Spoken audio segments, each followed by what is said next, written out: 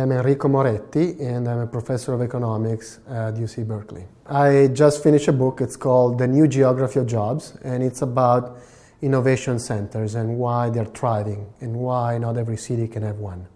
Well, if you look at the economic map of America today, you see not one country, but you see three increasingly different countries. On one end, you have the America's innovation hubs. You have the San Franciscos, the Seattles, the Austins, Bostons, Raleighs.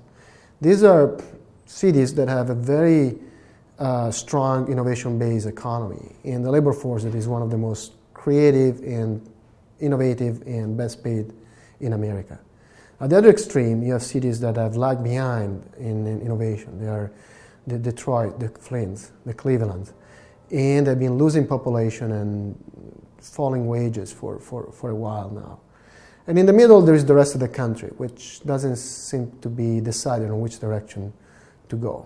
And the difference between the three Americas was not all that large in the 80s and in the 90s, but it has been growing ever since, and now it's the largest it has been in many, many, many years. Innovation today includes many, many parts of our labor market. It obviously includes high-tech, IT, and everything that is connected with internet and software. It obviously includes hardware and all possible parts of hardware development. It obviously includes new material and new technologies like nanotechs, part of clean tech, and so on. But it also includes a lot of part of the labor force that is not necessarily in science and engineering. For example, it increasingly includes digital entertainment, which is a growing part of innovation. It includes part of marketing, and although today it has a bad rep, it includes a growing part of finance. A lot of patents are filed by financial institutions. So it's a vast and diverse group of occupations that account for a growing part of our income. Well, not every American worker can work for Google, for Apple, or for a biotech company. But the rise of jobs and investment in the innovation sector matters to all of us, whether we work in high tech or whether we don't work in high tech.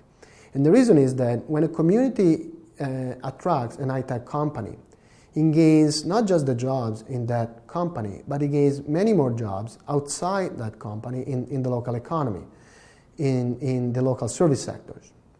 This includes a diverse group of jobs, from everything from taxi drivers and dry cleaners and waiters to doctors, lawyers, and teachers.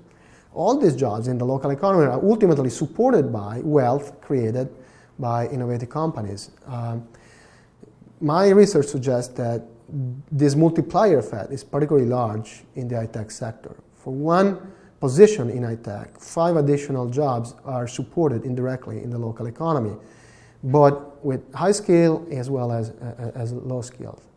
So in some sense, this is interesting because it suggests that the main impact that high-tech companies have in their local communities is not for high-tech workers, it's for workers outside high-tech, whose livelihood ultimately depends on the wealth created within high-tech.